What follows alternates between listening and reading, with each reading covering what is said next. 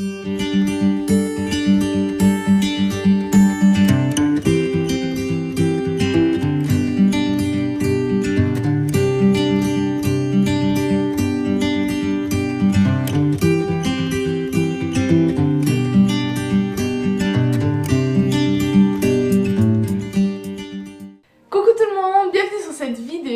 je vais vous montrer la première épreuve de Psyché Agona que j'ai reçue il y a 3 jours et à laquelle je voulais vous faire un unboxing, sauf que ça n'a pas été possible parce que j'étais malade toute la fin de la semaine là.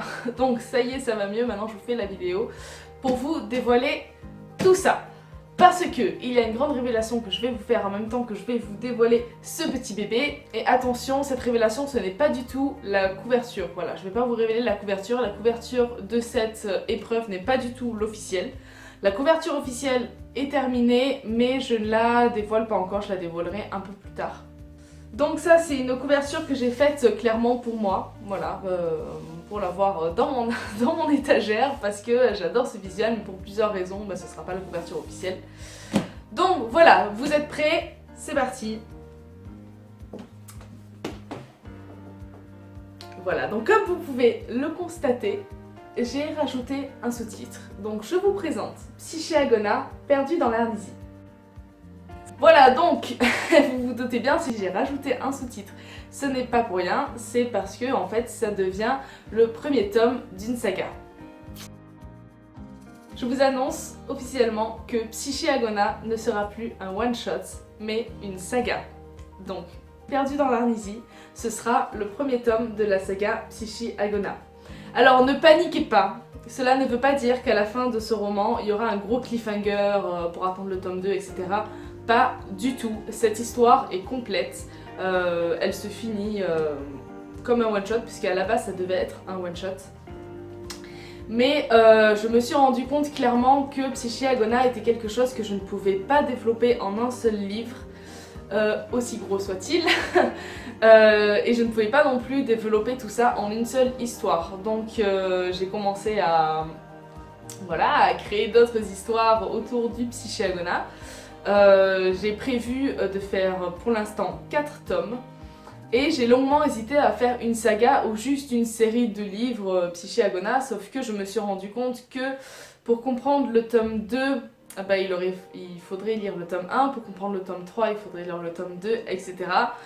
Du coup j'ai pas le choix, il faut que je les numérote et donc ça devient une saga. Mais chaque livre sera une histoire différente, avec des personnages différents, une intrigue différente, un monde différent. Enfin vraiment, ils sont vraiment séparés les uns des autres. Mais pour les comprendre, il faut les lire dans l'ordre. Voilà, c'est un petit peu compliqué, c'est pour ça que j'ai longuement hésité. Alors pareil, pour le résumé, il est terminé comme la couverture officielle, sauf que je ne vous le dévoile pas encore. Pareil, je vais attendre un petit peu, je les garde au chaud. Cette couverture, moi, je l'adore. Alors elle est juste pour moi, comme je vous ai dit, parce que j'adore ce visuel tellement que je l'ai mis en fond d'écran, voilà, team mégalo. Mais je la mets pas en couverture officielle pour beaucoup de raisons. La première étant que, bon, c'est beaucoup trop classique, je trouve, les deux visages face à face. Et surtout parce que c'est une image libre de droit qui est assez connue. Quand on va sur des sites d'images libres de droit, on tape couple, profil, enfin on tombe directement sur cette image, donc pour moi c'était juste pas possible de mettre ça en couverture officielle. La couverture officielle que j'ai faite, je l'ai créée moi de A à Z. Toute l'image a été créée à partir de différentes images. Enfin, vraiment, franchement, je suis fière de moi. J'ai réussi à vraiment créer une image de moi-même, chose que j'étais incapable de faire il y a encore un an. Donc voilà, donc celle-là, c'est juste une couverture pour moi, pour l'avoir dans ma bibliothèque. Du coup, j'en ai imprimé 4, donc un pour moi et un pour chacun de mes bêta-lecteurs qui vont l'avoir en version papier. Voilà, coucou Poulet, coucou Mireille, coucou Audrey. Et du coup, je vous annonce clairement et officiellement que roman 3 sur lequel je travaille depuis quelques mois est en fait Psyché Agona 2. Je rappelle que ce sera encore une fois une histoire différente, une intrigue différente, un scénario complètement différent, des personnages différents, mais qui se passera dans le Psyché Agona. Vous comprendrez très vite à la lecture de ce premier tome ce que je veux dire en fait. Donc voilà, j'espère que ça vous plaît, regardez comme il est beau, sinon il fait 550 pages je crois, 557.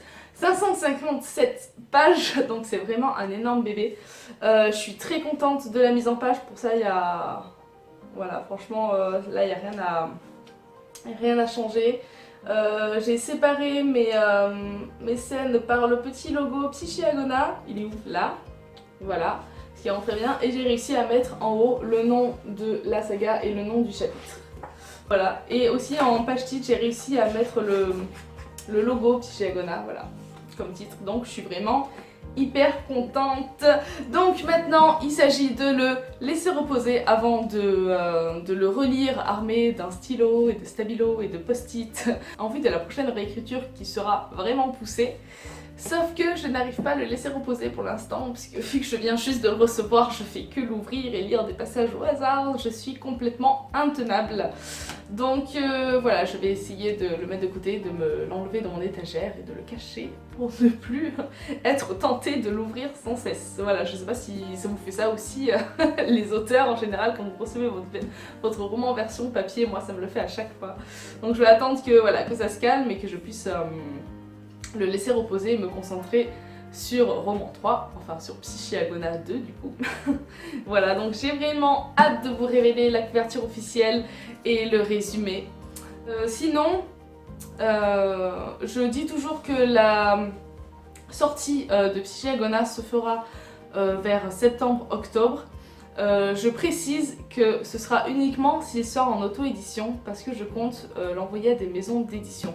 Donc n'hésitez pas à me dire d'ailleurs quelles sont vos maisons d'édition préférées et quelles maisons d'édition vous aimez et qui font du fantastique. Voilà, comme ça je saurai après où piocher parce que clairement, comme vous me connaissez, hein, je vais pas choisir la première venue qui va accepter mon roman. Je vais bien sélectionner. Donc voilà, et sinon, si il n'est pas pris en maison d'édition, il sortira en auto-édition en septembre ou octobre 2020. Voilà, je pense qu'il sera prêt d'ici là. Voilà, sinon je vous embrasse très fort et à bientôt sur Insta.